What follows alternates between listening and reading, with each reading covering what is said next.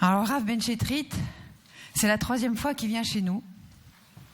La première fois qu'il était venu, jamais un rabbin ne parle à un public qui n'est pas un public de religieux juifs. Et je l'avais entendu il y a, je sais pas, une douzaine d'années, une quinzaine d'années sur une télévision juive. Et j'ai dit, mais c'est qui cet homme? Mais c'est incroyable. Qu'est-ce qu'il parle bien, puis ça va vite, et puis il nous fait rire. Et il nous fait vraiment l'insigne honneur d'être là. Il n'y a que chez nous qui vient. Hein. Sinon, vous devez aller dans des communautés. Et merci, Raph, d'être là et de nous parler aujourd'hui de la...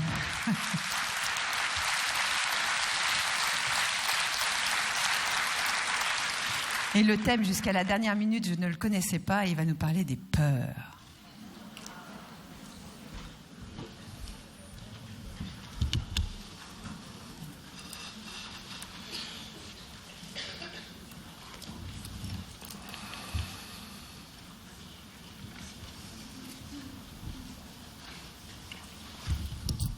Alors bonjour à toutes et à tous.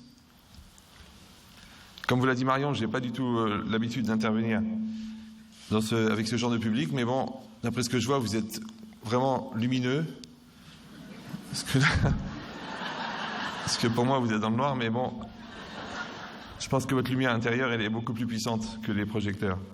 Donc on a décidé de parler de la peur. J'espère que vous aurez moins peur quand on aura fini de parler. Puisque c'est un sujet qui est tellement large, qui est tellement riche, qui est tellement fort et tellement puissant, et aussi qui est tellement polluant quand il est mal géré, que ça vaut la peine d'essayer de réfléchir un petit peu. Je ne sais pas si c'était le sujet qu'il fallait aborder en fin de séminaire, puisque c'est la dernière conférence, mais Madame Kaplan, elle est tellement insistante de me faire intervenir que même moi, ça me pose des problèmes métaphysiques de me demander qu'est-ce que je fais là, mais bon, on ne peut rien faire. C'est une conviction contre une conviction, et la sienne est beaucoup plus forte que la mienne, donc... c'est un petit peu comme la plomberie, c'est là où la pression emmène. Donc il y a un verset dans Daniel, je vais donner quelques éléments puisque je n'ai pas eu la chance de faire des études, donc après le bac j'ai arrêté, j'ai juste fait 15 ans d'études talmudiques, mais je ne sais pas dans quelle mesure on a les mêmes références. Mais en tout cas, dans Daniel, c'est marqué un verset incroyable, c'est Daniel, donc le prophète, qui est en train d'assister à une scène bizarre, il a une vision. Et Daniel dit, moi j'ai eu cette vision, j'ai vu la vision, et les gens qui étaient avec moi n'ont pas eu la vision. Mais ils se sont enfuis.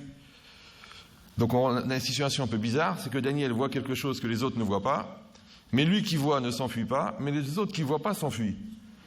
Alors le Talmud pose la question, il demande, mais puisqu'ils n'ont pas vu, pourquoi ils se sont enfuis?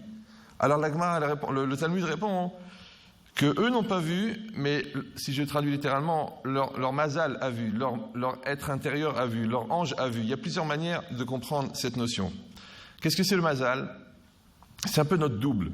Tel qu'on est, on contient un être intérieur. Il y en a qui pensent qu'il se limite à notre corps, il y en a qui pensent qu'il est au-dessus. Mais en tout cas, le Rav Eliyahu Dessler, lui, va carrément traduire, il s'agit du subconscient. C'est-à-dire que j'ai en moi une perception des choses qui n'est pas forcément liée à mon conscient, mais qui ressent. Comme des gens, comme j'ai eu l'occasion de rencontrer des milliers et des milliers de personnes qui me racontent des histoires incroyables, que ce soir-là, ils n'ont pas voulu prendre la voiture. Et effectivement, ils ont eu un accident. Ils n'ont pas senti cette maison. On est venu leur annoncer un grand malheur. Ils savaient que c'était leur père, bien que tout le monde pensait que c'était le grand-père, mais ils savaient que c'était le père qui était parti. Donc, quelle est cette partie en nous qui reçoit des choses, qui ressent des choses qu'on n'arrive pas forcément à interpréter, mais qui parfois est beaucoup plus objective que notre perception? Il y a cette logique-là qui fait qu'on peut avoir peur de quelque chose. Alors on va essayer de comprendre comment elle fonctionne et surtout comprendre pourquoi la peur, elle est plurielle. Parce que quelqu'un, il a peur de l'inconnu.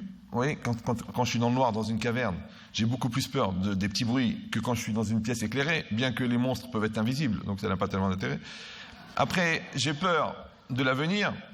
Qu'est-ce qui va se passer? Comment ça va se passer? Chacun qui a des enfants, il sait très bien que la perte des cheveux n'a rien à voir avec l'âge. Donc, on a peur de ne pas assumer, de ne pas être capable d'aller au bout de ses choix. On a peur de vieillir. Tous ces produits qui se vendent pour essayer de faire des femmes jeunes de 78 ans. Donc, on a peur d'être ridicule. C'est un peu mon cas aujourd'hui. On a peur des autres. On a peur du regard des autres. On a peur d'être seul. Beaucoup de gens qui souffrent de la folitude, cette difficulté comme ça à se mesurer à soi-même. On a peur de s'être trompé. Des gens comme ça, après 41 ans de mariage, ils se demandent est-ce que c'était vraiment elle. Je crois que c'est trop tard. Il y Il y a aussi la peur de mourir. Évidemment, qui c'est qui n'a pas peur de mourir? Moi, je prends beaucoup les transports, beaucoup l'avion. Toujours autour, il y a quelqu'un qui est en train de paniquer au moment du décollage, au moment de l'atterrissage. Vous savez, ils tiennent le siège comme ça, ils s'affolent. Et moi, je le regarde, je dis, ça va pas, monsieur, vous voulez un verre d'eau? Il dit, non, non, ça va très bien. Mais enfin, je dis, mais qu'est-ce qui va pas? Il me dit, bah écoutez, vous savez, le décollage et l'atterrissage, c'est les périodes les plus dangereuses pour un avion. Et donc, vous avez peur? Et il m'a dit, oui, j'ai peur. J'ai dit, mais et vous n'avez pas peur? Je dis, non. Il me dit, pourquoi vous n'avez pas peur? Je dis, parce qu'on va tous mourir. Alors, vu ma tête, il s'attend tout de suite à trouver une ceinture avec...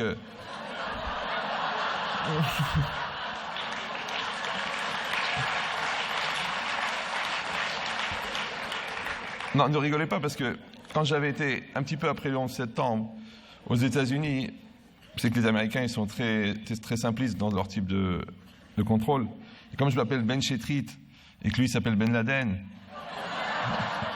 et que je suis né en Algérie à l'époque française, donc ils m'ont mis sur le côté pour me contrôler. J'ai pas dit que mes copains m'appelaient la bombe, parce que sinon ça aurait été... Alors, qu'est-ce qui est marqué ici? Ici, c'est marqué une chose incroyable. C'est que la peur de mourir, elle existe. Chacun a peur de mourir. Maintenant, moi, j'ai remarqué une chose personnelle, ça n'engage que moi, parce que souvent, je parle de la mort, je dénigre un peu, je rigole un peu, je parle de ça, des pompes funèbres, des choses comme ça, des chaussures de mauvaise qualité. Et les gens me disent, mais enfin, vous parlez de ça à la légère et tout ça. J'ai dit, non, moi, je pense que les gens qui ont peur de la mort gaspillent leur vie. Les gens qui acceptent la mort, parce que c'est une étape. Oui, c'est une étape, ça existe comme un peu la mort qui nous accompagne. Je sais pas, le téléviseur, il est mort. C'est rare de prendre le deuil d'un téléviseur, ouais. Le couple, il est mort. Le marché, il est mort. L'économie, elle est morte. Ça dérange pas. Alors pourquoi la mort physique, la fin de la vie, elle est tellement mal vécue? En vérité, parce que c'est l'appréhension. Maintenant, puisque de toute façon, elle va arriver, puisque vous savez qu'on va tous mourir, vous le savez. C'est même quelqu'un qui est arrivé toute sa vie en retard, ce jour-là, il va venir à l'heure. Ça, c'est sûr que... Donc la question est de savoir, c'est est-ce qu'on est obligé de mourir de son vivant? C'est-à-dire la mort avant la mort. Ouais, quelqu'un qui meurt et qui meurt et qui meurt à nouveau et qui meurt à nouveau. Comment on appelle la mort avant la mort? Vous savez pas? Le remords. Donc c'est quoi l'idée? Tu as fait quelque chose de bien, tu l'assumes. Tu as fait quelque chose de mal, tu évolues. Mais de se mortifier en remourant une nouvelle fois sur le fait d'avoir été mort une fois, ça c'est le remords. Ça sert à rien, ça ne fait pas avancer, ça va nulle part. Après, il y a des choses plus fines, ça s'appelle la peur d'avoir peur. Les gens qui ont peur d'avoir peur. Vous savez, on ne sait jamais ce qui peut arriver, j'ai bien peur d'avoir peur. Et après, il y a la peur d'avoir peur, d'avoir mal. C'est un phénomène récurrent, ça s'appelle le dentiste. D'accord, c'est des... Mais non, il n'y a rien, ils ont rendez-vous le 24 janvier, mais ils ont peur. Ils regardent le carton, ils s'affolent, ils ont les sueurs. Ils montent dans l'escalier, c'est déjà ça sent l'odeur du dentiste, ils paniquent. Ils s'assoient dans la chaise, ils sont même pas dans la salle d'attente déjà. Après dans la chaise, après ils sentent l'odeur, après ils entendent la fraise. Déjà ils se sentent déjà réincarnés dans un camp de la mort. Oui, il va se passer quelque chose. Et après, en fin de compte, c'était rien du tout. Ah, c'était rien en plus avec l'anesthésie. Donc c'est quoi l'idée? C'est combien le crédit que j'ai donné à la peur, c'est ce qui donne l'effet, c'est ça qui fait de la difficulté. Donc en vérité la question c'est de savoir dans quelle mesure est-ce que moi je veux être libre de mes peurs. Et on verra s'il existe une peur positive. Est-ce que la peur on est là que pour la subir ou si on peut aussi l'utiliser? Alors pour comprendre ça, il y a un texte très court de Rav Eliyahu Dessler, dont vous n'avez sûrement pas entendu parler. Non, je ne pense pas. Qui dit une chose incroyable. Il dit... C'est compliqué parce que moi je raisonne en hébreu, donc il faut que je traduise. Donc, il dit comme ça, la peur et le souci, pour tout ce qui concerne les sujets de ce monde-ci, c'est-à-dire le monde matériel, sont une erreur. Une erreur. Bon, 2 plus 2 égale 19, c'est une erreur. Le Doberman est une sous-espèce de papillon, c'est une erreur. Mais comment la peur, ça peut être une erreur? C'est pas une erreur, j'ai peur. Comment le qualifier d'erreur? Après, il dit, la peur gaspille le présent sans amener aucune amélioration. Tout le monde sait que la peur ne sert à rien, mais c'est plus fort que moi, j'ai peur. Mais tu sais que ça sert à rien, ça n'aboutit à rien, ça ne développe rien, ça construit rien, mais tu as quand même peur. Et enfin, dernier élément qu'il donne, c'est que, en plus de ça, que ça ne sert à rien d'avoir peur. Pourquoi? Parce qu'on sait que tout est pour le bien. Maintenant, le problème, c'est de traduire. C'est-à-dire que moi, maintenant, je dois me référencer à des références qui ne sont pas les vôtres et essayer de les traduire dans un langage que je pense au niveau pédagogique que vous pouvez comprendre. On dit en hébreu, Kol de Avid Rachamana Letav Avid, tout ce que fait Dieu, c'est pour le bien. Maintenant, pourquoi c'est tellement mal vécu? Parce que les gens, ils pensent au cancer, ils pensent à la Shoah, ils pensent à la mort de leur grand-mère, ils pensent au fait qu'ils ont perdu 1 million d'euros à la bourse. Donc, ils ont du mal à imaginer que tout peut être pour le bien. Mais là où elle est l'erreur, c'est de croire que le bien, c'est nous le référent du bien. C'est-à-dire le bien, c'est ce que nous on aime et c'est ce que nous on apprécie.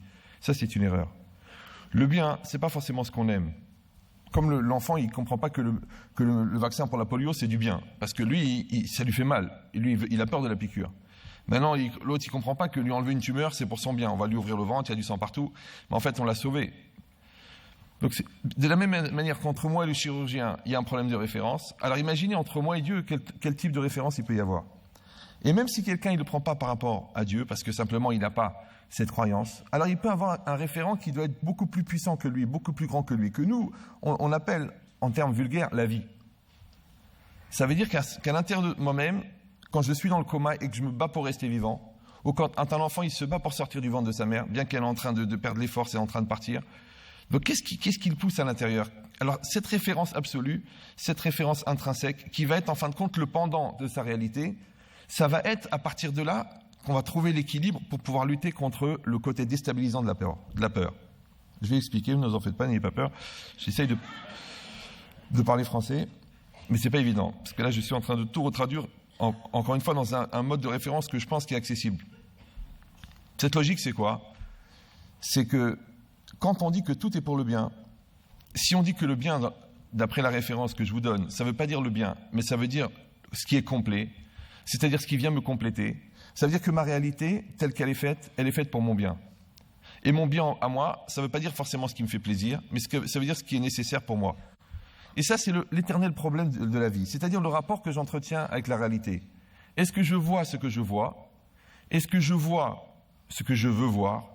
Est-ce que je vois ce que je crois voir, ou est-ce que je vois ce que je dois voir? Bon, là, c'est pas marrant, mais bon, si vous voulez rigoler. Oui, ce que j'ai en face de moi, ouais. Bon, allez, la première conférence, mais je ne sais pas les gens qui ont assisté à la première ou à la deuxième. Donc pour moi, c'est un peu compliqué parce que j'ai dû en faire à peu près 250 depuis l'époque. Donc j'essaie de me rappeler ce que je vous ai déjà dit, mais en plus pour les gens qui n'étaient pas là, c'est difficile. Mais enfin, n'ayez pas peur, puisque moi, personnellement, j'assiste à tous mes cours. Non, j'y tiens beaucoup. Et quand je dis que j'assiste à tous mes cours, c'est pas simplement que mon corps est là, c'est que j'essaye de vivre une nouvelle fois ce cours. Vous voyez, la feuille du cours elle-même, l'origine, on peut la dater au carbone 14. Elle a dû faire à peu près 1 million de kilomètres en termes de géographie. Mais le plus intéressant, c'est que cette feuille-là, elle reste un support papier pour un contact qui lui est essentiel, qui lui essaye d'être objectif. Ça veut dire que quand je dis que j'assiste au cours, ça veut dire que maintenant j'essaie de créer un présent avec vous qui va être un présent commun. Et si on a créé un lien intellectuel ou un lien émotionnel ou un lien intuitif, selon le type de lien qu'on voudra créer, à partir du moment où moi j'ai le désir intense de faire passer quelque chose, et vous avez le désir intense de le percevoir, alors ce lien-là, il n'est plus soumis ni au temps, ni à l'espace, ni à la culture, ni à vos origines, simplement parce qu'il y a eu cette communion de pensée. Donc quand je dis que quelqu'un voit ce qu'il voit, et c'est un peu l'esprit scientifique de dire, écoutez, il y a une réalité, il faut rester pragmatique, il faut être réaliste selon les données scientifiques qui nous permettent de concevoir que le phénomène s'est passé. Ça, c'est dire, je vois ce que je vois.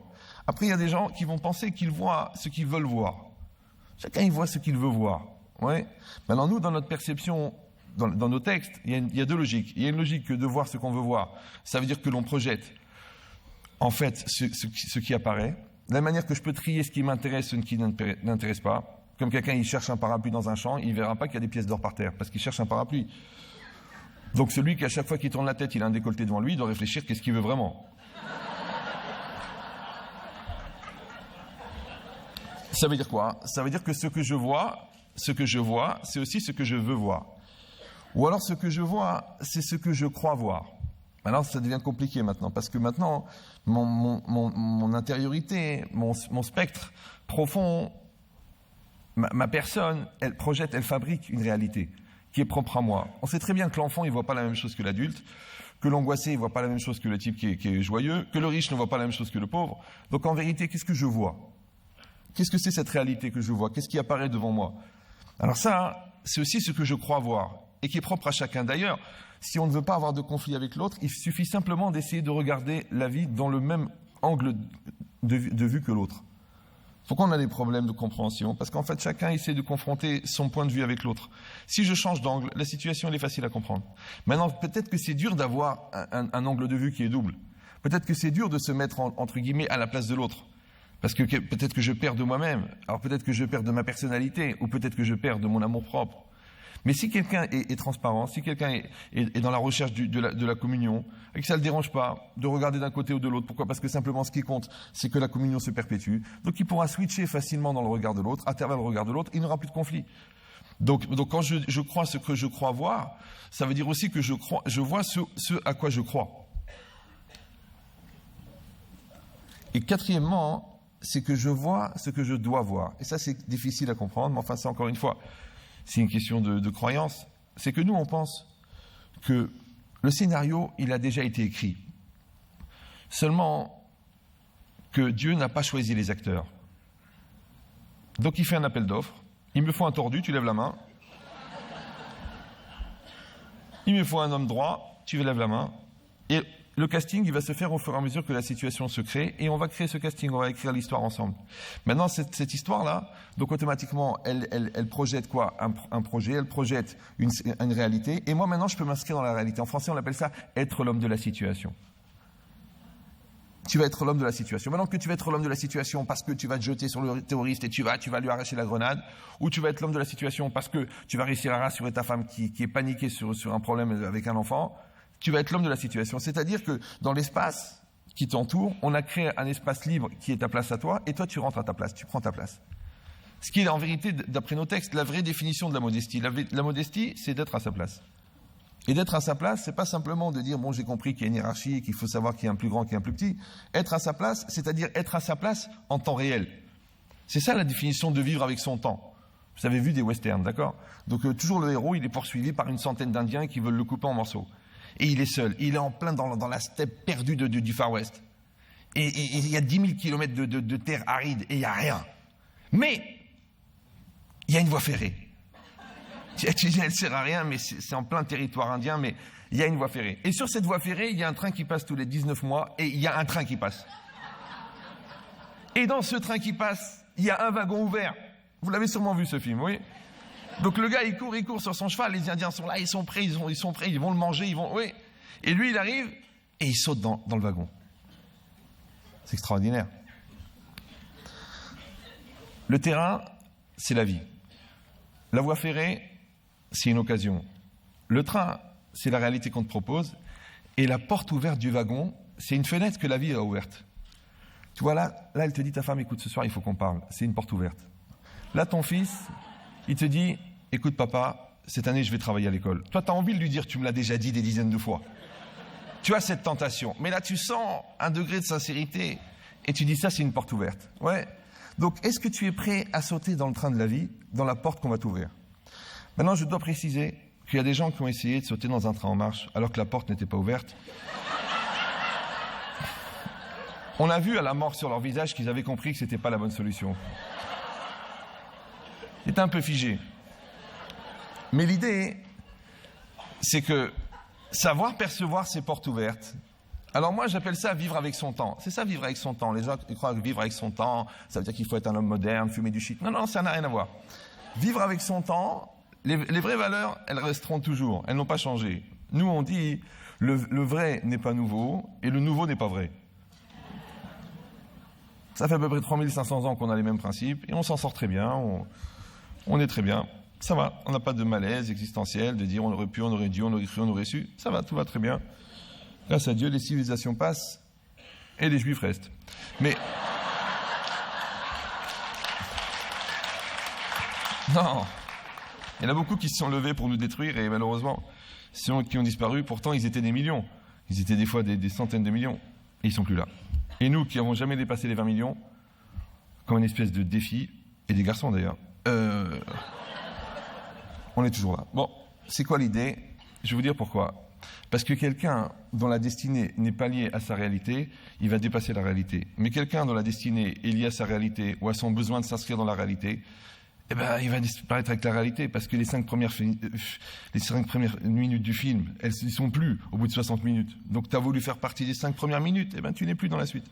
Mais toi, tu voulais pas faire partie du film. Toi, tu voulais faire passer un message. Et ce message n'a rien à voir ni avec la temporalité, ni avec la matérialité, ni avec les monuments, ni avec les événements. Il s'inscrit dans une logique beaucoup plus grande que ça. Alors tu vas traverser le temps et tu vas rester jusqu'à la fin des temps. Cette logique-là, c'est que quelqu'un, il doit décider, quand il va vivre quelque chose, dans quelle dimension il va se placer. Et ça, c'est très, très important. Même si je ramène ça à des choses beaucoup plus faciles à comprendre, comme par exemple dans le mariage. Il y a une notion qui s'appelle l'homme et la femme. Mais il y a une notion qui s'appelle le couple. Maintenant, le couple, a priori, n'a rien à voir avec l'homme et la femme. Tu dis, mais alors c'est qui? Oui, c'est comme tu dis, bon, écoute, maintenant, on a un problème tous les deux. Alors tu sais quoi? On va le faire pour notre couple. Tu dis, mais le couple, c'est toi et moi. Non, justement, le couple, c'est ni toi ni moi. On va le faire pour notre famille. Tu dis, mais c'est quoi notre famille? Eh bien, c'est nous. Mais non, mais notre famille, c'est toi et moi et notre fille et notre garçon et les 5 garçons et les 6 filles. Je ne sais pas combien vous avez d'enfants, mais bon. Alors, je dis, on va le faire pour notre famille. Donc, c'est quoi la famille? C'est une entité, on va dire virtuelle, qui va être notre référent. Et on le fera pour la famille. Maintenant, l'intérêt de la famille, c'est qu'elle est globale, alors que le toi et le moi, c'est individuel. Maintenant, jusqu'à quel point est-ce qu'on est prêt à dépasser notre individualité au profit de notre couple ou au profit de notre famille, ou au profit de notre idéal? Or, l'individualité, elle a une limite, mais la famille n'a pas de limite. C'est comme si l'enfant, il est malade. On vient voir le père, on lui dit, écoutez, c'est une très grave maladie et la tumeur est très avancée. Il est condamné au niveau de la France, mais aux États-Unis, il y a un nouveau protocole qu'on peut essayer, qui coûte 80 000 $. On n'est pas sûr de sauver l'enfant, mais vous pouvez le faire. C'est à vous de choisir. Donc le père et la mère, ils se regardent, ils vont voir le fils, ils disent, écoute, mon fils, c'est 80 000 $, c'est pas sûr que ça marche, donc tu vas mourir. C'est trop cher. Oui, ils vont dire non, ça n'a rien à voir avec l'argent maintenant. Il n'y a pas de problème d'argent. Maintenant, ce qui compte, c'est ta vie. Et la vie, c'est quoi? C'est parce que tu es un élément de la famille. Et la famille, elle compte avant l'argent, parce que l'argent, c'est ponctuel. Et la famille, c'est infini. Alors viens, on va s'investir pour la famille. Et là, il n'y a plus de problème d'argent. C'est-à-dire que la famille n'est pas pauvre, mais l'individu est pauvre. Le peuple n'est pas pauvre, mais l'individu est pauvre. L'homme meurt, mais le groupe ne meurt pas. Ça veut dire que l'idéal, il est plus grand que toi. Donc après, c'est une question de savoir pourquoi tu vis. Si tu vis pour manger, pour dormir et pour digérer, c'est dommage, on aurait pu faire de toi un tube digestif. Mais si tu as un projet plus grand, plus énorme, plus puissant, alors peut-être que tu vas participer à quelque chose qui n'est plus lié au temps ou à la matière. C'est pareil ici. Quand quelqu'un est dans la peur, on a dit que la peur, elle gaspille le présent. Mais qu'est-ce que c'est le présent? Le présent, voilà, vous êtes là, vous êtes présent. Moi, je suis présent. On est en train de vivre quoi? Le présent. Jusque-là, vous êtes d'accord? Maintenant, est-ce que vous vous rappelez de l'histoire que j'avais racontée en classe de première avec le prof de philo? Oui, non? Non? C'est bien. Ça va me faire gagner au moins 1 minute. J'étais en classe de français avec le prof de philo qui était prof de français. Alors, je ne travaillais pas à l'école. Donc, j'étais très mal vu par le prof. Parce qu'en fait, au lieu de faire ce que le prof demandait, moi, j'apprenais les méthodes du prof. Parce que mon but en terminale, c'était d'être prof et non pas d'être élève. Je ne sais pas si c'est un peu... Donc, comme je voyais comment par exemple en français, je voyais les filtres qu'il utilisait pour analyser le texte. Et comme je voyais qu'il n'avait pas préparé l'analyse de texte et qu'il le faisait en direct, donc moi, j'ai dit, au lieu d'apprendre son commentaire de texte, je vais apprendre les filtres avec lesquels il analyse. Comme ça, à la fin de l'année, je saurais analyser texte. Comme lui-même, même des textes que j'ai jamais lus. Et c'est ce que j'ai fait. Ça les énerve, les profs, quand tu veux devenir prof, ça les énerve. Donc maintenant, j'étais en classe de première, juste avant la phase terminale, pour ceux qui ont suivi une scolarité normale. Et donc le professeur me dit, Ben Chetrit, tu devrais... Il m'a dit, le passage en terminale est compromis. Bon, je lui dis, qui vous l'a promis? Il m'a jamais répondu. Alors, je lui dis pourquoi. Il m'a dit, tu ne travailles pas assez régulièrement, tu n'es pas assez présent dans la classe. Il m'a dit, tu devrais t'angoisser pour l'année prochaine.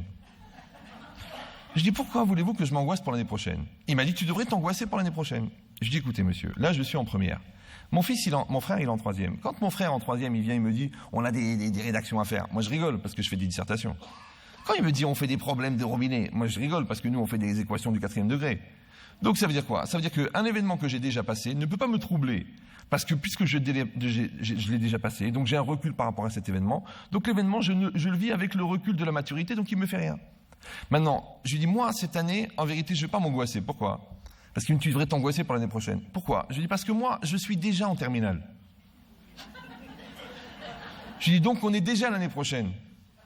Il me dit, ah bon? Je dis, oui, on est déjà l'année prochaine. Donc si je suis l'année prochaine, pourquoi voulez-vous que je m'angoisse cette année d'un truc que je vais trouver nul l'année prochaine, puisque je suis déjà l'année prochaine? Maintenant, imaginez, moi je suis en première. J'ai 17 ans, lui il est prof de philo. Ouais.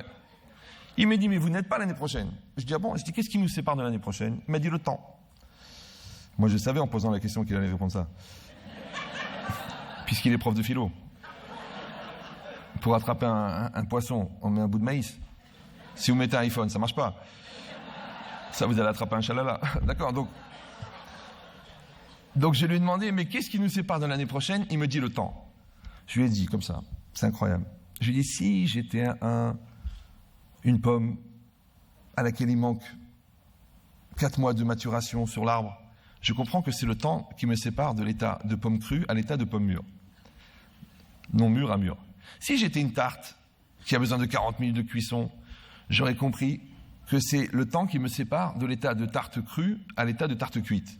Mais étant donné que je ne suis ni une pomme, ni une tarte, que je suis un homme, s'il me sépare de l'année prochaine, ça n'est pas le temps, c'est la maturité. Et si je décide cette année d'avoir la maturité de l'année prochaine, donc je suis l'année prochaine.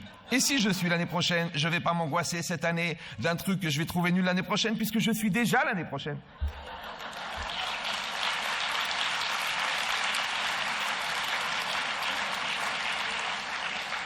C'est bien. Comme ça, vous avez eu un avant-goût homéopathique de l'étude du Talmud. Alors, mais c'est quoi l'idée? Et il m'a regardé comme ça, il était un peu troublé. Jusqu'à aujourd'hui, ça fait 28 ans, j'entends son disque dur qui frotte. L'idée, c'est qu'un enfant qui a eu 14 ans au ghetto de Varsovie en 42, il n'avait pas 14 ans, parce qu'il devait nourrir sa sœur, il devait sauver sa mère qui était cachée, il devait passer de l'autre côté du mur tous les jours pour aller chercher du pain. Donc en fait, il avait 35 ans, puisqu'il était devant la vie et la mort tous les jours. Donc il y a 14 ans, il avait 35 ans. Pourquoi? Parce qu'il a été obligé, la guerre lui a créé un accélérateur de maturité, il a été obligé d'avoir 35 ans, à un âge où il aurait dû avoir 14 ans. Par contre, en 2013, l'ingénieur informatique qui joue avec la PSP de son fils de 8 ans, il n'a pas 35 ans, il a 8 ans.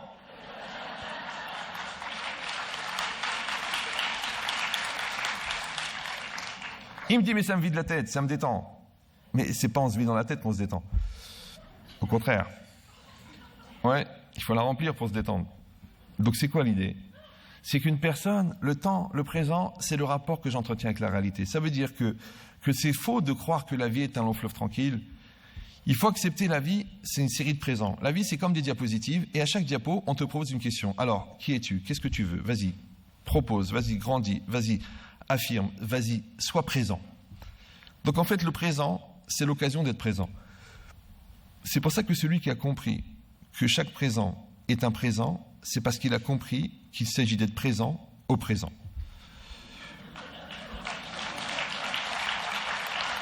Maintenant, celui qui a peur, en fait, le vrai dommage, c'est qu'il gaspille le présent. Parce que ce présent qui est là devant lui, qu'est-ce qu'il fait? Il s'en échappe. Il fabrique une 3e dimension. Maintenant, aujourd'hui, on parle de la peur, mais les gens, ils s'enfuient dans la peur. D'autres, ils peuvent s'enfuir dans la victimisation. L'autre, il peut s'enfuir dans l'orgueil. L'autre, il peut s'enfuir dans la bêtise. L'autre, il peut s'enfuir dans l'obstination qu'il confond avec la détermination. Ouais. Chacun, il trouve des endroits où s'enfuir. Mais ça sert à rien. La vie, elle t'a donné un train. Il y a une porte ouverte. Vas-y, plonge. Là, c'est un sourire de ta femme. Là, c'est une occasion d'acheter un immeuble à 100 000 euros. T'es fou, t'as raté.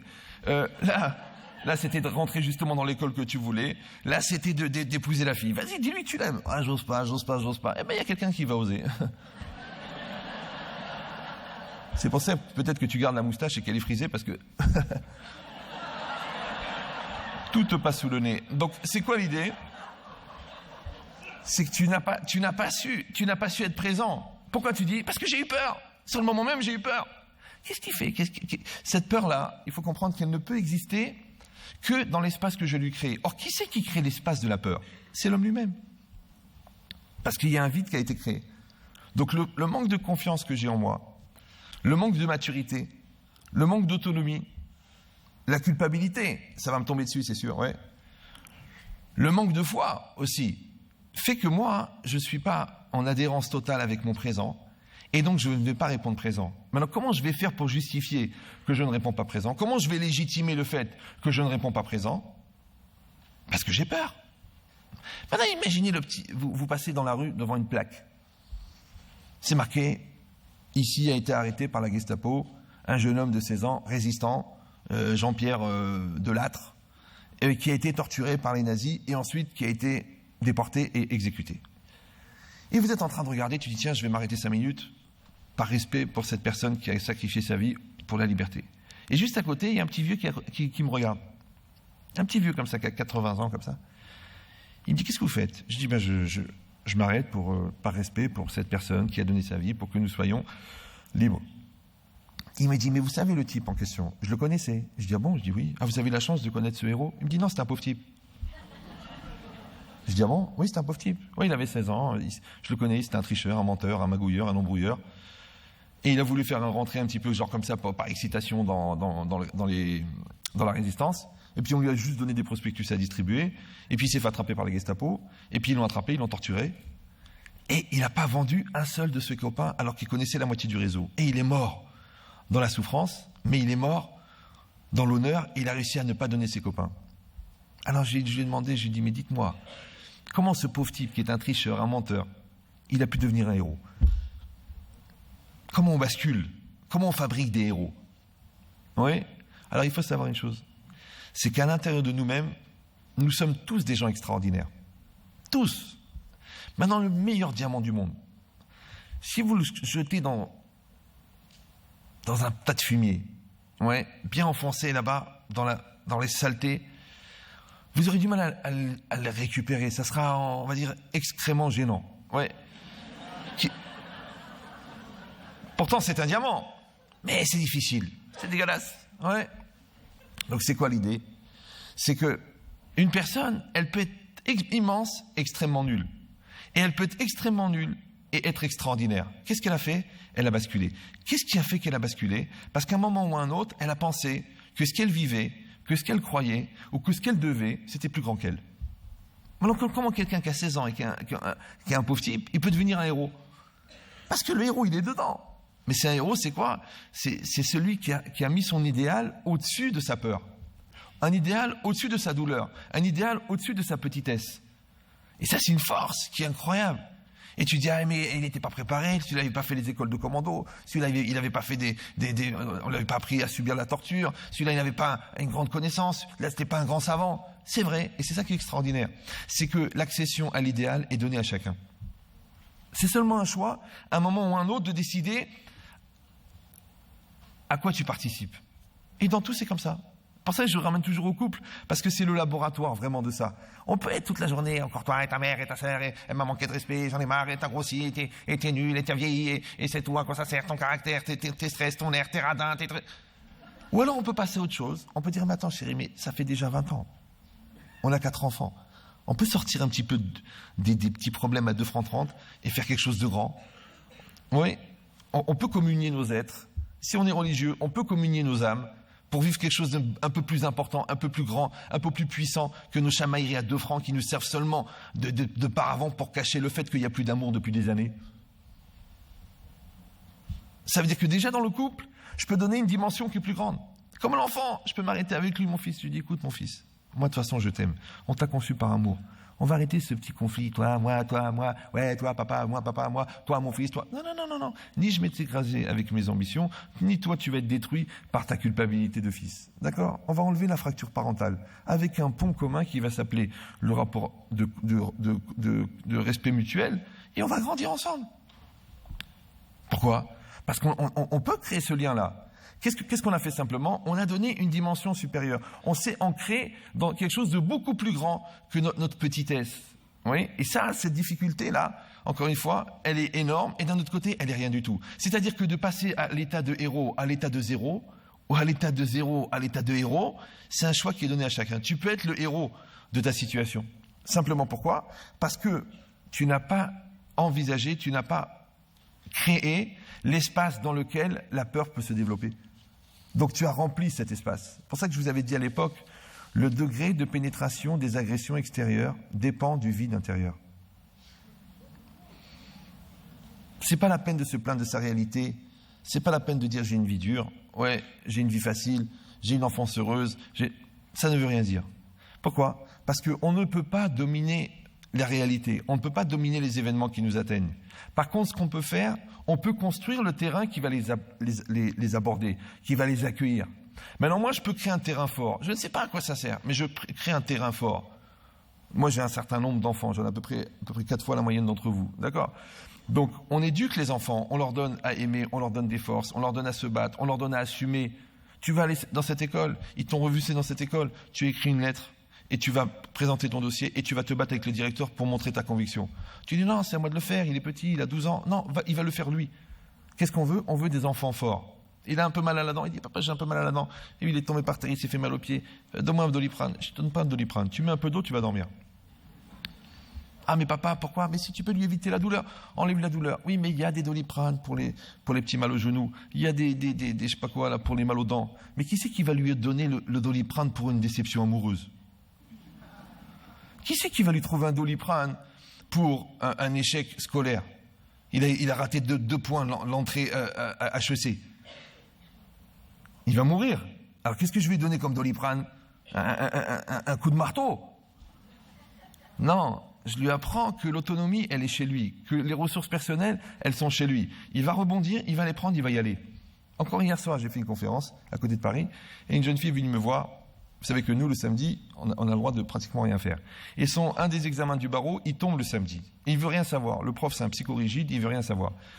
Elle lui dit, vous avez 0, éliminatoire. Elle vient me voir, elle me dit, Rav, pourquoi je vais pas aller à cet examen, je vais rater l'examen. Alors je sais que des gens vont dire, ben c'est pas grave, écoutez, on fait une exception, genre on ferme les yeux, méthode Coué, aujourd'hui, d'accord.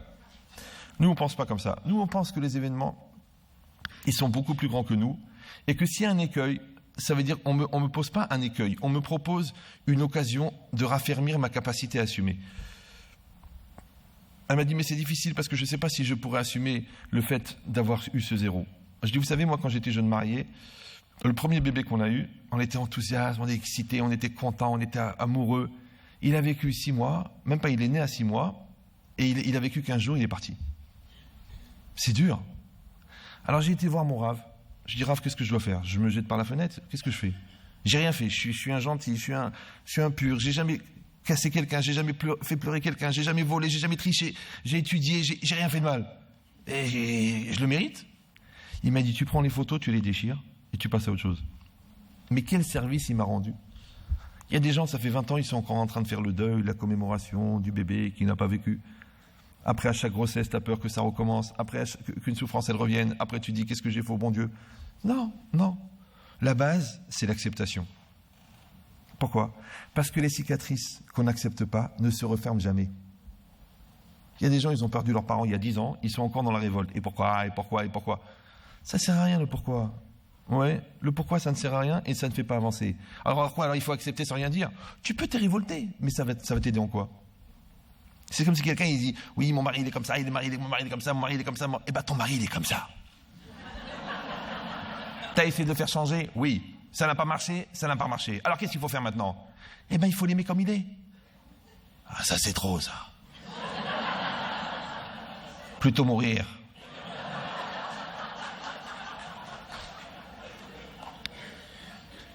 S'il ne veut pas, il faut l'éduquer. S'il ne peut pas, il faut le laisser tranquille. Il y a des gens qui ne savent pas dire merci. Tu recommences. Il y a des gens qui ont une autre manière d'exprimer leur amour. Ils travaillent, ils sont proches, ils sont trucs, mais ils ne savent pas. Ils se mettent par terre, écrire des poèmes, ils ne savent pas. Tu dis non, il faut qu'ils apprennent. Arrête de te masturber avec tous ces livres d'amour que tu lis. Parce que tu es en train de transférer une culpabilité sur une personne que ce n'est pas sa nature. Donc qu'est-ce que tu fais ? Tu l'acceptes. Et quand tu l'acceptes d'un seul coup, non seulement tu le vois avec des yeux différents, mais d'un seul coup il se met à changer.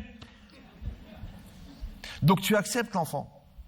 Donc tu acceptes ta réalité. Tu acceptes ton corps. Arrête. 118 régimes. 164 chirurgies esthétiques. Ça suffit. Même ton chirurgien, il dit, j'ai tout enlevé.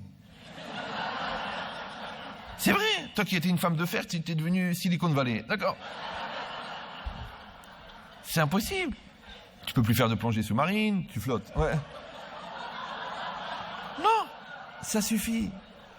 Tu es belle comme tu es, et ton mari t'apprécie, ça suffit. Ah, que les autres hommes ne se retournent pas dans la rue quand ils te voient passer, c'est bien, tu as découvert que tu n'es pas un gyrophare. Bracha.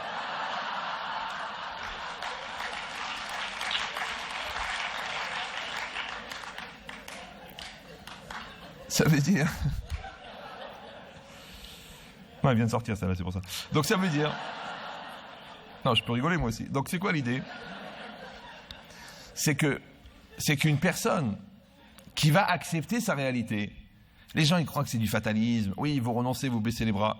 Mais non, tu baisses pas les bras. Mais tu sais, les combats qu'il faut mener et les combats qu'il ne faut pas mener. Il y a des combats qu'il faut mener, d'accord? Il faut les mener, il faut se donner au maximum. Moi, mon père aussi, quand il était en train de mourir, on s'est battu, on a fait des protocoles par rapport à la chimio, on a fait d'autres protocoles par rapport à d'autres méthodes de médecine, on a fait d'autres approches, on a prié, on a consacré des gens, on a consacré des cours, on a fait des choses extraordinaires. Mais quand on nous a dit c'est fini, et quand le cœur s'est arrêté de battre, on a accepté. On a dit il est parti à 6h05, le 20 mars, on a accepté. Tu dis mais comment l'énergie qu'il faut pour se battre et la même énergie qu'il faut pour accepter, c'est pas du tout la même. Parce que ça, c'est une énergie d'acceptation, et ça, c'est une énergie de ne pas accepter. Alors, je dis la différence, c'est simple. C'est que celui qui se bat pour quelque chose, ouais, mais qui sait que la réponse ne dépend pas de lui, mais il se bat pour ça, parce que c'est sa part à lui. Alors, quand les choses sont finies, eh ben, il accepte la décision. C'est sa réalité. Elle est là. Maintenant, les gens, qu'est-ce qu'ils font? Ils font le contraire. Quand il s'agit de se battre, ils renoncent. Ah, de toute façon, il est en phase terminale. Les médecins ont dit qu'il n'y a plus aucune chance. Les métastases sont développées. En vérité, ils renoncent avant. Ils font le film à l'envers. Tant qu'il est vivant, il renonce. Déjà, il partage l'appartement, il donne les chaussures, il les a jamais mis, d'accord? Mais il est vivant, le pauvre. Il dit, mais c'est des Weston. Mais c'est pas grave. Donc, de son vivant, il renonce. Et après qu'il est mort, il se révolte. Et pourquoi il est mort? Et pourquoi l'autre tonton qui est un pourri, qui trompe sa femme, il est jamais mort? Et lui, il a jamais rien fait de mal, il est mort? Je comprends pas. Quand il était vivant, il fallait se battre. T'as renoncé. Et maintenant qu'il est mort, tu veux te battre. Donc les gens se trompent d'ennemis, les gens se trompent de combat. Ton fils, il a rencontré son copain il y a 3 semaines, d'accord? Maintenant, il rejette les parents que ça fait 20 ans qu'il les connaît. Tu dis, mais mon fils, il n'y a pas de problème, tu choisis tes copains. Mais c'est quand même bizarre qu'un gars qui vient d'arriver, t'es prêt à sacrifier toute ta vie pour lui, d'arrêter tes études et de partir avec lui au Panama pour aller visiter des horizons, ouais? Alors que tes parents, qui s'occupent depuis 20 ans, oui, mais vous ne me comprenez pas, et puis vous êtes vieux, et puis vous êtes vieux jeu, et vous êtes ringard. C'est quand même bizarre. Au moins par amour, imagine qu'on peut te comprendre. Donc qu'est-ce qu'il fait l'enfant? Il se trompe de combat. Il se trompe d'ennemi. Ouais, comme des fois, dans le couple aussi, on se trompe d'ennemi. Donc c'est quoi l'idée? C'est que de savoir avec qui il faut se battre, avec qui il ne faut pas se battre. Maintenant, si tu es croyant, tu ne te bats pas, parce que la réalité, elle vient de Dieu. Si tu n'es pas croyant, tu ne te bats pas, parce que la réalité, elle s'impose à toi. C'est comme s'il pleut et tu dis non, il pleut pas, non. Il y a des gens, ils se lèvent le matin, ah, vous savez, j'ai pas le moral parce qu'il pleut. Mais il pleut. Non, c'est vrai, non? Les gens qui vivent dans un endroit où il pleut souvent, on dit qu'ils vieillissent de manière précoce, parce qu'ils sont tous les jours un peu plus vieux, un peu plus vieux.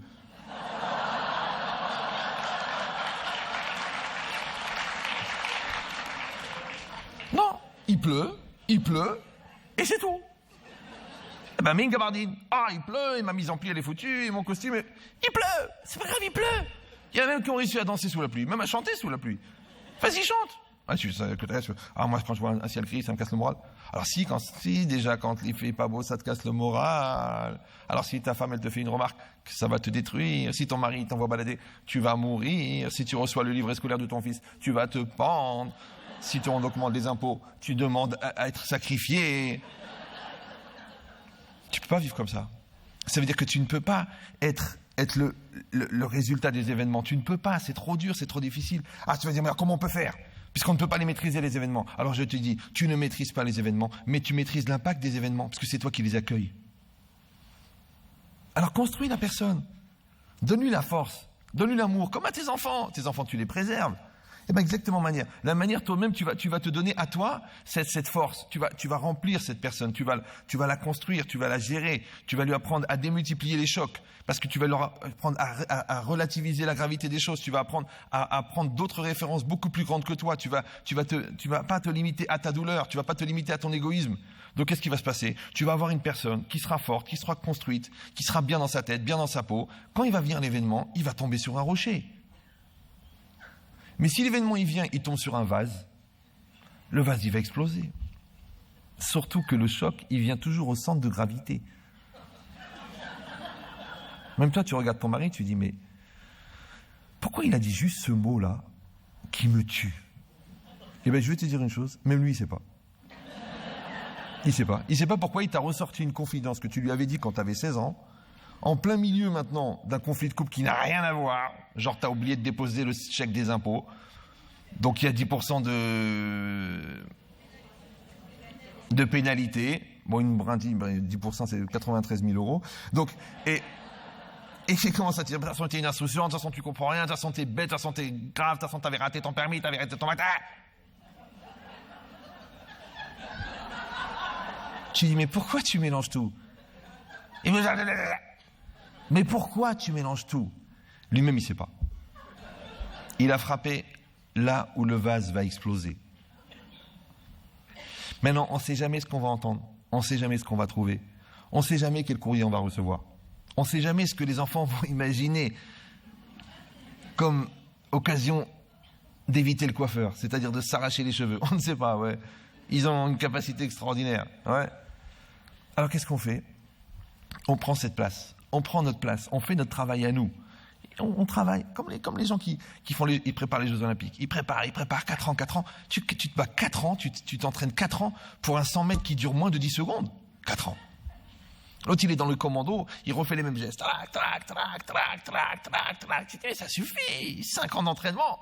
Oui, parce que si au moment où il arrive en fait réel, au moment de l'intervention, il a le mauvais réflexe, la balle, elle est entre ses yeux, hein. Il est mort. Il n'a pas réagi de manière efficace. Tu n'étais pas à ta place. Tu n'as pas réagi, clic. Tu n'as pas été dans l'homme. Tu n'as pas été dans la situation. Il dit, c'est quoi cette logique-là? C'est d'accepter cette réalité, d'être adapté à cette réalité et de réagir en temps réel à la réalité. Parce que les gens qui réagissent en différé, vous les connaissez ceux-là, ouais? Après que la belle-sœur elle est partie 4 jours après, j'aurais dû lui dire. C'est ça que j'aurais dû lui dire. Ben, fallait lui dire. Non, mais j'aurais dû. Sur le moment, oh là là, vous avez de la répartie, vous. Moi, j'ai pas pensé à lui dire, mais mon patron, j'aurais dû le remettre en place. Il dit, mais c'est le mari qui va être remis en place. Le patron, il est rentré chez lui, il dort très bien. Alors, pourquoi tu vis en différé? Ouais, t'as encore la haine de ton prof de maths quand t'étais en 5e. Maintenant, t'as 38 ans maintenant. Tu dis à ton fils, ne te laisse pas faire, ne te laisse pas écraser. Quand il t'enlève 2 points, demande-le pourquoi. En vérité, c'est l'agressivité depuis l'âge de la classe de 5e qui est restée encore.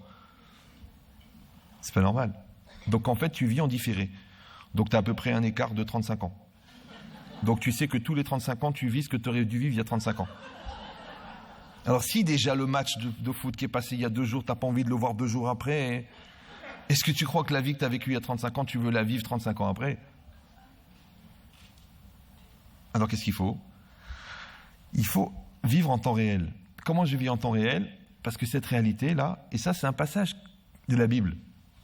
Je ne sais pas si vous avez l'occasion de lire la Bible, non? Oui, c'est extraordinaire. Dites-le, quoi. Bon, alors, détendez-vous. Donc, ce qui est marqué ici, une chose incroyable. Vous savez tous que les Hébreux, ils ont traversé la mer Rouge. Quand ils sont passés devant la mer Rouge, c'est marqué dans le passouk, Zekeli ve'anveu, c'est mon Dieu et je l'embellirai. Mais le Talmud a une autre lecture. Vous savez qu'il y a à peu près, il y a 16 niveaux de lecture, 70 découpages possibles, 16 niveaux de lecture par découpage et 600 000 approches de lecture pour les 70 découpages et les 16 niveaux de lecture. Donc si vous entendez une deuxième version, ne dites pas « Ah mais c'est pas ce qu'on m'avait dit la dernière fois !» C'est bien, vous comprenez pourquoi un texte qui est d'origine infinie, il peut être lu et relu à l'infini. Bravo, bienvenue au club. Alors, qu'est-ce qui est marqué ici?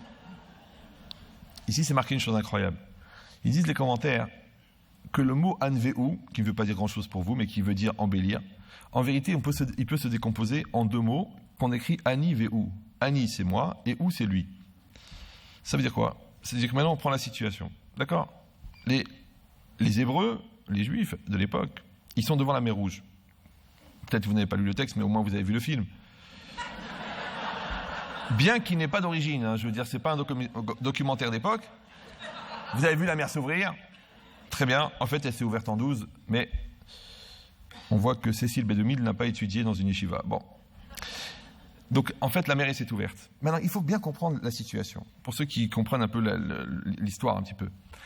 Les Hébreux étaient esclaves en Égypte. Ils sortent d'Égypte. Bon, il y a les 10 plaies d'Égypte. Bon, ils sortent d'Égypte. Donc maintenant, les gens qui les ont fait souffrir, maintenant, leur civilisation a été détruite. Toutes les idoles d'Égypte ont été détruites. Elles sont tous tombées au moment où elles sortaient d'Égypte. La mer, elle s'est ouverte. Donc, qu'est-ce qu'ils voient devant eux? Ils voient la mer qui s'ouvre. Donc, ils comprennent que qui c'est qui maîtrise la nature? Dieu. Parce que c'est pas normal que la mer s'ouvre. En général, on espère plutôt que la mer va la fermer. Bon, c'est pas grave. D'accord. Mais là, la mer s'ouvre. D'accord. Donc, la mer, elle s'ouvre. Donc, ils disent Dieu maîtrise la nature. Après, ils disent la plus grande des civilisations à l'époque, l'Égypte, est jetée par terre et fracassée. Donc, ils ont compris que Dieu, il maîtrise la civilisation. Après, ils ont compris que Dieu, il trace l'histoire. Après, ils ont compris que Dieu, il maîtrise toutes les forces de spiritualité, puisque toutes les formes d'idoles ont été détruites à la sortie d'Égypte. Donc, qu'est-ce qu'ils ont compris d'essentiel? Ils ont compris qu'en vérité, dans le monde, il y a que lui. Ça s'appelle où? C'est lui. Où? La réalité, c'est lui. Maintenant, si je suis pas croyant, je dis c'est la nature. Si je suis croyant, je sais que derrière la nature, il y a des forces supérieures qui sont trop puissantes, trop grandes. Ouais, même un généticien que j'avais rencontré une fois, très haut, il m'a dit, écoutez, je ne suis pas croyant, je ne suis pas juif, mais la statistique de la normalité n'est pas quelque chose d'évident. Pourquoi? Il m'a dit, c'est pas normal que la majorité des enfants naissent normaux, alors qu'il y a le nombre de divisions de cellules entre la fécondation à la naissance, elle est tellement nombreuse, et qu'à chaque étape, il y a de quoi faire un enfant anormal, entre guillemets, que c'est pas normal, statistiquement, que la majorité des enfants naissent normaux. Alors que nous on dit, écoutez, c'est naturel, hein, je veux dire, c'est un phénomène naturel, d'accord? C'est pareil, il y a des pluies de météorites dans l'espace. Maintenant, comme on dit, comme les scientifiques, grâce à Dieu, il y en a qui atteignent la taille de la Lune, mais elles passent par les anneaux de Jupiter, donc elles sont détruites. Donc quand elles arrivent sur la Terre, il y a des pop-corn. Donc, c'est bien que le hasard ait fait que les météorites passent par là plutôt qu'ailleurs. Tous ces domaines, bon, il y a des millions et des millions de preuves, mais ce qui est intéressant, c'est quoi? C'est qu'à ce moment-là, le peuple juif a eu cette perception qu'en fin de compte, dans le monde, il n'y a que lui. Il n'y a que lui. Donc la nature, c'est lui, l'histoire, c'est lui, les événements, c'est lui, la spiritualité, c'est lui, c'est lui. Mais quel langage ils ont employé? Ani ve ou, moi et lui. Sous-entendu dans le monde, il y a moi et lui. Nous, qu'est-ce qu'on aurait dit? Lui et moi. C'est évident. Alors maintenant, là où ça devient plus profond, c'est que la perception que je peux avoir de lui, elle dépend de moi. Ça veut dire que lui, entre guillemets, pour exister, n'a pas besoin de moi. Mais moi, pour qu'il existe chez moi, c'est seulement la conscience que j'en ai qui fait qu'il existe pour moi. Donc la question est de savoir, si lui me fait exister, dans quelle mesure est-ce que moi je le fais exister? Et si quelqu'un va dire, oui mais alors attendez, ça devient vachement compliqué, parce que si c'est moi qui le fais exister, donc il n'est pas forcément obligé d'exister. D'accord? Alors sachez que ça, c'est pas intimement lié, c'est pas limité à la religion. Par exemple, les gens qui sont mariés, c'est des gens qui font exister leur couple. Donc moi, je te fais exister dans mon cœur en tant que femme, et toi, tu me fais exister dans ton cœur en tant que mari. Maintenant, si moi, je n'ai pas en tête perpétuellement le fait que tu existes en tant que femme, donc il y a des moments où je peux perdre la tête. C'est un phénomène qui a démarré avec Louis XVI, qui est très connu. Ouais. Donc, et faire un adultère. Je dis, mais comment tu as pu faire un adultère parce que tu es marié? Eh bien écoute, pendant un certain temps, 10 minutes sur le canapé en l'occurrence, j'ai oublié que j'étais marié. Donc le mariage, c'est pas une cérémonie à la mairie ou à la synagogue ou à l'église. Le mariage, c'est un état de conscience mature que l'autre est marié avec moi. C'est quoi parent? Tes parents, qu'est-ce que ça fait d'être parent? Ouais, je suis parent, toi t'es parent. Combien de fois t'es parent? On est tous parents. Non, les gens, ils sont parents à la fin de l'année. Tu passes en 4e? Oui. Donc en fait, ils sont parents une fois par an. Non, tes parents, 24 heures sur 24. Où ils font, qu'est-ce qu'ils font, comment je peux les aider, comment je peux prier pour eux, comment je peux leur apporter, comment je peux évoluer avec eux, comment je peux grandir avec eux, comment je peux m'adapter à chacun d'entre eux, bien qu'ils sont nombreux et tous différents. Bien qu'ils viennent des mêmes parents, on espère.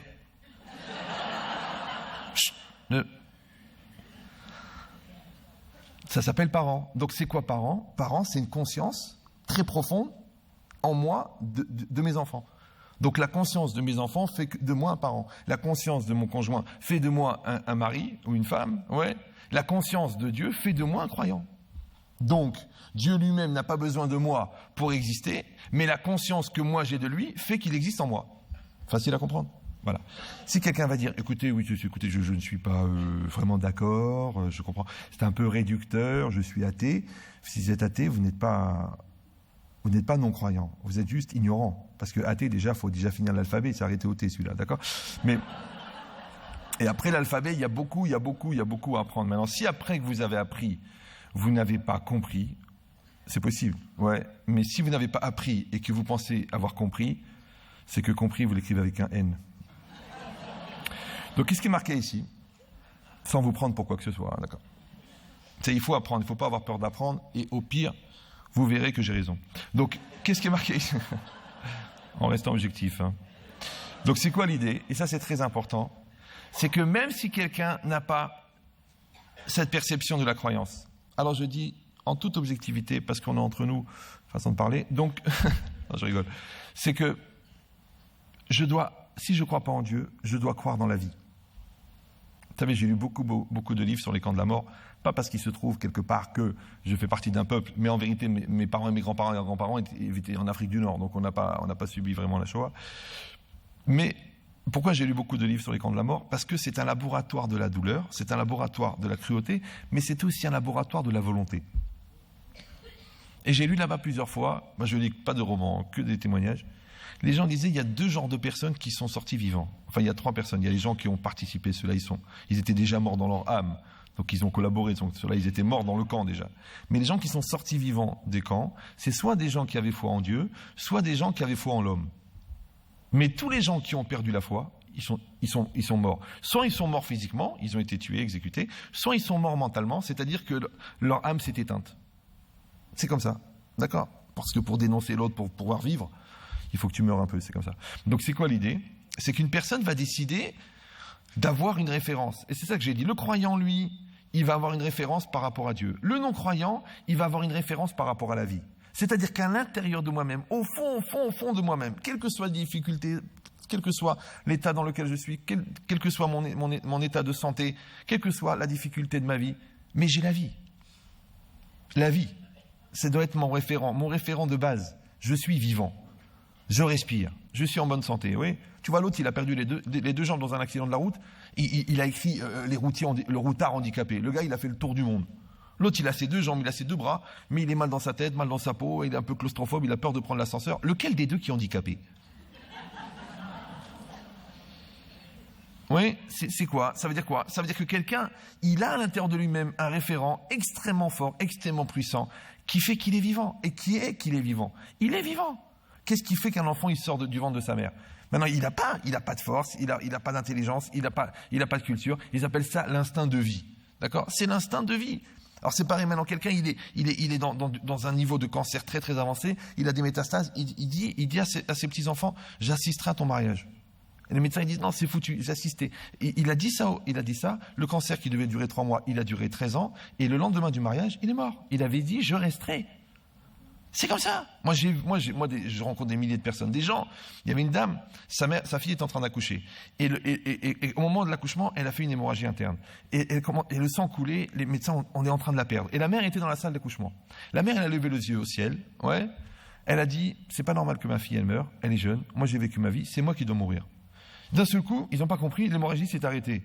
Donc la femme, elle a été sauvée. Mais l'année d'après, 1 an jour pour jour, la mère est morte. 1 an jour pour jour après l'accouchement de sa fille. Écoutez bien. Maintenant, la femme, elle est morte. Le mari, quand sa femme est morte, il a dit, moi, de toute façon, toute ma vie, c'était ma femme. Donc, j'ai aucune raison de rester dans ce monde, si ce n'est que parce que, dans le rite juif, on a une obligation de dire une prière à la mémoire de la personne pendant 1 an. Il a dit, je vais rester 1 an pour faire cette prière, et dans 1 an, je pars. 1 an après, jour pour jour, il est parti. C'est quoi l'idée? Alors, les gens disent, mais c'est une coïncidence. Toi aussi, t'es un peu coincé des incidences. Ouais. Non. Il faut arriver à penser que la vie, elle est beaucoup plus belle que le hasard. Pourquoi? Parce qu'en fait, c'est quoi Annie Vehu? moi et lui. C'est quoi Dieu et l'homme? En fait, l'univers, c'est une confrontation énorme entre la conscience, entre Dieu et la conscience de l'homme. Maintenant, la conscience de l'homme fait exister Dieu et la conscience de l'homme fait exister l'homme.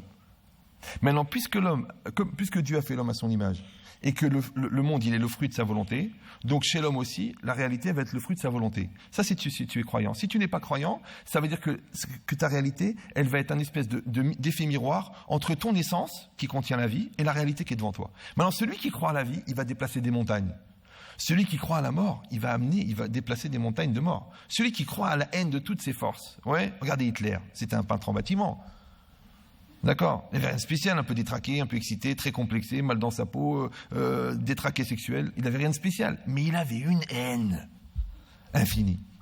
T'as compris ou non? L'autre, il avait un amour infini. Un amour infini. Un amour infini soulève des montagnes. Une haine infinie, elle soulève des montagnes. Regardez Napoléon, 1m62 haut, Corse. Comment il a pu prendre toute l'Europe? Parce qu'il avait un désir de gloire, une ambition énorme. Donc si tu ne te fies pas à la partie voyante de l'iceberg, qui est le physique, et tu te regardes l'intérieur, tu regardes l'esprit, après plus profondément, tu regardes le psychique, après plus profondément, tu regardes l'âme, mais tu peux soulever des montagnes. Donc en vérité, c'est quoi ton référent? Maintenant, je dis la vérité, notre société est là pour fabriquer des prêts à penser, des prêts à porter, des prêts à consommer, même des prêts à mourir. C'est ça la société, oui. Après, il faut juste décider, est-ce qu'on veut participer à ça? D'accord? On vous fabrique le feuilleton que vous allez voir demain, vous l'attendez, et vous avez déjà lu dans Télérama, et vous avez déjà fixé que vous devez le voir. Ouais, on vous a déjà préparé des appareils qui tomberont en panne dans un an parce qu'on les a fait de mauvaise qualité, des voitures qui s'usent toutes seules. On a déjà tout préparé. Ça veut dire que vous allez passer votre vie à changer la voiture, changer de congélateur. On vous a préparé la 5e génération de iPhone que vous déjà vous avez le 2e et vous dites j'espère que j'aurai, si Dieu veut, le 3e. On vous a préparé la date des soldes que vous mourrez de dire pourvu que je meurs pas avant. On vous a préparé les 75% de réduction en vente flash pour que vous ayez l'impression que vous allez rater quelque chose si vous n'êtes pas inscrit dans cette vente flash. Et un jour, vous allez dire, ça suffit. Ça suffit. Ça suffit. Cette course effrénée à la lourdeur. Cette espèce de vous savez comment ça se passait? Comment ils attrapaient les bisons? Ouais. Ils tiraient des balles et tout le troupeau, ils les amenaient comme ça, enfermés, jusqu'à ce qu'ils arrivent dans un piège et ils étaient attrapés. Alors on est tous des bisons, ouais. Pas très futés d'ailleurs. Et on suit. Alors on nous met des flashs de pub, on nous met des flashs de fric, on nous met des flashs d'annonces et il y a encore de morts, 200 000 morts, 80 000 morts, 18 000 morts, 200 000 morts, 300 000 morts, 200 000 morts, 200. Après tu dis la grand-mère est morte. Tu dis elle était seule.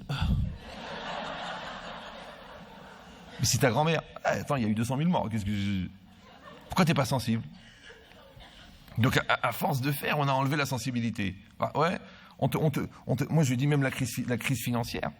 3/4, c'est des gens qu'on leur dit toute la journée qu'on est en crise. Toute la journée on est en crise, ils n'ont pas envie d'acheter, ils n'ont pas envie d'investir. Alors on leur dit l'économie dépend de la consommation. Et après on leur dit aux gens, vous savez, vous n'avez pas de quoi. Attention, vous n'avez pas de quoi. Hein.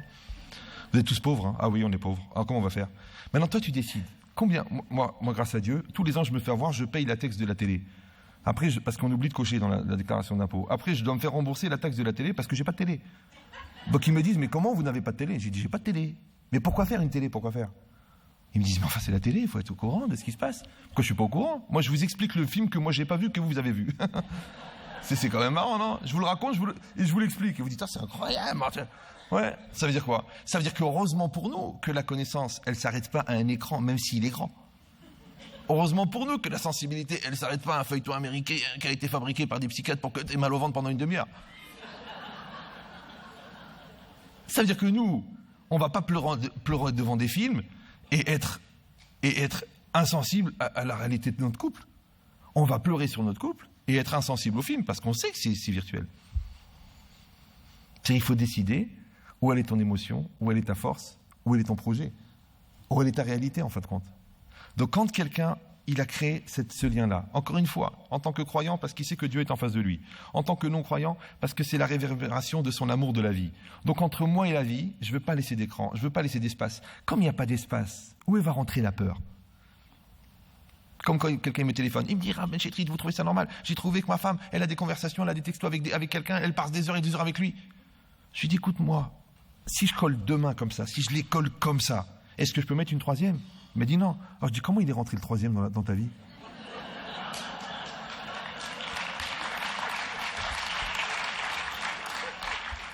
Si je suis avec mon fils, je lui parle, je l'aime, je l'accompagne, je rigole avec lui, je le drague, je l'encourage, je lui donne des choix, je le fais évoluer avec moi. Où il rentre le dealer? Où il va venir? Il n'y a pas de place.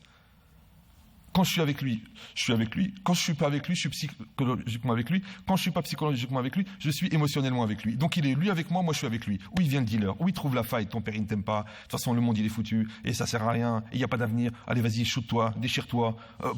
Il peut pas, il n'y a pas de place. Où il vient? Par où il rentre? Il n'y a pas de place. Étanchéité. Contact. Oui.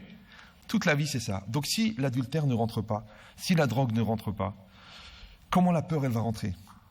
Comment l'angoisse, elle va rentrer? Comment le stress, il va rentrer? Il n'y a pas de place. Il n'y a pas de place. Quelqu'un m'a dit, mais vous faites jamais la tête? J'ai dit, non, j'ai pas le temps. Il faut prendre le temps, il faut s'asseoir et dire, tiens, je vais me faire une petite angoisse de 6 mois. Je vais pas me lever, je vais pas assumer, je vais pas grandir, je vais rien faire. Et puis ça va me tomber dessus, hein, je le sens, hein. Tu dis, oui, mais il y a des causes, hein, il y a toujours une cause. Oui, il y a une cause. Mais je te dis encore une fois, je ne te juge pas sur la cause. Je te juge sur le terrain que tu n'as pas construit. Alors, construis le terrain. Et bizarrement, quand tu construis le terrain ou quand tu reconstruis le terrain, tu vois que la cause était une illusion d'optique.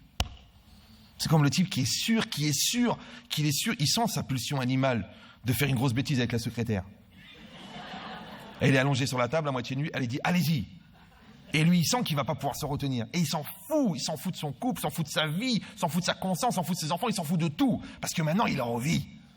Et juste à ce moment-là, sa femme, elle rentre. C'est bizarre. D'un seul coup, sa pulsion animale, elle disparaît. Mais enfin, Catherine, rhabillez-vous, qu'est-ce qui se passe? Oui, bien sûr. Oui, Jacqueline, oui, bien sûr, oui. Oui, on était en train de relire le contrat avec Catherine. Je crois pas, il y a 2 minutes, tu étais prêt à foutre toute ta vie en l'air. Et d'un seul coup, tu as laissé tomber. Tu sais ce que c'est ta femme à ce moment-là? C'est ta conscience. Donc, qu'est-ce qu'elle t'a fait? Elle t'a remis en situation. Donc, si quelqu'un, il ne perd jamais le lien avec sa conscience, il n'a pas besoin que sa femme intervienne pour l'attraper, puisqu'il n'a jamais voulu s'échapper. Donc, c'est pareil, toi. Tu n'as pas besoin d'avoir peur pour aller quelque part, puisque tu assumes ta réalité.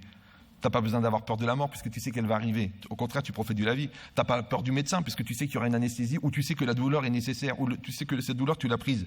Tu n'as pas l'angoisse de perdre tes parents, puisque toi, tu savais qu'ils allaient mourir, et tu as profité au maximum. Tu as été avec eux, tu as parlé avec eux, tu as passé du temps avec eux, tu leur as dit que tu les aimais, tu leur tenais la main, tu leur as fait des vacances, tu voulais les emmener à New York. Eh ben, emmène-les à New York, ne dis pas, j'aurais dû les emmener à New York, emmène-les à New York. Mais les gens, qu'est-ce qu'ils font? Ils font rien, ils cumulent des frustrations, et après, devant la tombe, oh, j'aurais dû, j'aurais pu. Si j'avais su, quand tu crois qu'il est éternel, c'est que les gens ils se mentent à eux-mêmes. Mais si toi tu as fait ce que tu avais à faire au moment où tu devais le faire, qu'est-ce qui te manque? Il te manque rien. Il te manque rien. Vous savez, nous, quand un homme il enterre sa femme, il doit aller devant la tombe lui demander pardon. Il y a un très grand de chez nous, un très très grand rave, un très grand rabbin. Ils lui ont dit, Rav, vous ne demandez pas pardon? Il a dit, en 58 ans de vie commune, j'ai jamais fait une chose à ma femme qui mériterait que je lui demande pardon. Il sait ce qu'il a vécu avec elle. Qui c'est qui peut dire ça? Qui c'est qui peut dire ça? Ça veut dire que chaque fenêtre qui s'est ouverte dans le train, chaque porte qui s'est ouverte, il a plongé dedans. Des fois, il fallait parler, des fois, il fallait se taire, des fois, il fallait sourire, des fois, il fallait faire comme si tu n'as rien entendu. Et il a fait. À chaque fois, il est rentré dans la bonne fenêtre. C'est extraordinaire. Alors, il va demander pardon de quoi? Il n'y a pas à demander pardon. Ben, c'est exactement pareil. Si toi, tu arrives à faire ça, c'est-à-dire, numéro 1, accepter ta réalité.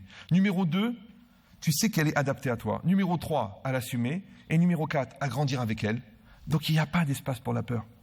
Donc, c'est ce qu'il avait dit, le Rav Dessler qu'on a cité au départ. C'est qu'un homme dont le projet est plus grand que lui, parce qu'il est dans une cause, parce qu'il est dans une vision religieuse du monde, ou parce qu'il a une vision idéale du monde, ou parce qu'il a une vision idéale de l'homme, ou parce qu'il a foi dans les choses qui sont importantes, et pas dans la réalité qui est inintéressante, beaucoup plus loin, beaucoup plus grand. Il sait que ça, c'est juste un point de repère pour aller vers quelque chose de beaucoup plus fondamental. Donc celui qui est dans le fondamental, il traverse la réalité avec facilité. Mais celui qui n'a pas de fondamental, qu'est-ce qu'il lui reste? Il lui reste la réalité. Mais la réalité, elle ne le nourrit pas. La réalité, elle le déstabilise. Alors il a toujours peur. Il a toujours peur. Et tu vois des gens, toute leur vie, ils ont peur. Ils ont encore peur. On dirait des petits moineaux comme ça. Tu sais, dans le parc, il a peur du chat, il a peur du truc, il a peur du chien, il a peur du gardien, il a peur du tueur, il a peur du tireur. Ils ont peur. Le petit moineau. Pourquoi t'as peur? Tu dois être serein. Tu dois être tranquille. Ça va, t'as passé 50 ans, la moitié de ta vie. Tu dois être bien. T'as une assise mentale, t'as une assise intellectuelle, t'as construit ton couple, tes enfants sont éduqués. Mais qu'est-ce qui t'arrive? On sait jamais. Vous savez, c'est des choses qui arrivent. Et puis ça peut arriver n'importe comment. Il a peur quand il prend l'avion, il a peur quand il prend le train. Il rentre dans une gare, il a dit on a peur des attentats, il a peur de la maladie, il a peur de la mourir. Mais combien tu peux vivre avec cette pollution perpétuelle de la peur? C'est-à-dire que tu fais le contraire. On a dit construis ton intériorité. Quand les agressions elles viennent, eh ben elles trouvent un rocher, elles trouvent un rocher en titane, donc elles rebondissent. Et au contraire, tu les traverses avec une telle sérénité qu'elles deviennent pour toi nourrissantes. Elles deviennent de l'expérience. Elles deviennent de l'affirmation. Elles deviennent du recul. Et de toi, il peut créer un éclairage par rebond de lumière sur tous les gens qui t'entourent, de dire, écoutez, on se sent rassuré. Pourquoi? Parce que tu deviens un agent d'assurance. Mais au lieu de vendre des polices d'assurance, tu vends de l'assurance. Et les gens sont rassurés. Pourquoi tu les rassures? Parce que tu assures. Maintenant, celui qui assure et qui rassure, parce qu'il se rassure, il peut rassurer l'autre. Donc je vous souhaite à tous d'atteindre ce niveau d'assurance. Je sais que les 3/4 d'entre vous l'avez déjà, puisque vous avez déjà choisi les bons endroits pour aller vous nourrir. Déjà, c'est important, intellectuellement, émotionnellement et physiquement.